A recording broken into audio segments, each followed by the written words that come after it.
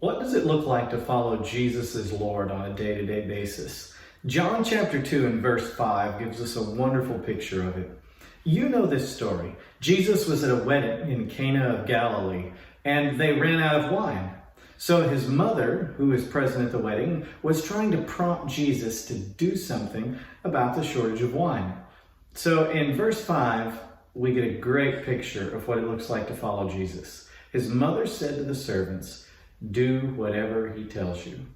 Do whatever he tells you. That's the long and short of what it means to follow Jesus as your Lord. In any facet of life, do what he tells you. How do you know what he tells you to do? Well, first of all, we have his word. Every word in this Bible is the word of Jesus. And as we read the Bible and as we follow him, if we're believers, Jesus speaks to us in our spirits by his spirits and leads us into the right thing to do. Now, this story of turning the water to wine reminds us that sometimes Jesus' solutions to our problems and sometimes his commandments are unusual or unexpected.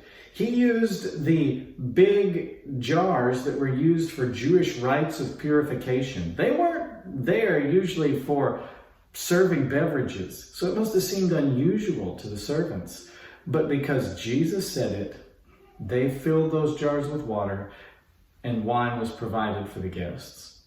I don't know what Jesus has for you today, but I bet there's someone who feels like what Jesus wants you to do is unusual or unexpected. Even if that's the case, whatever he says, do it. And you will receive a blessing, just like the people at this wedding 2,000 years ago did. Have a great Tuesday.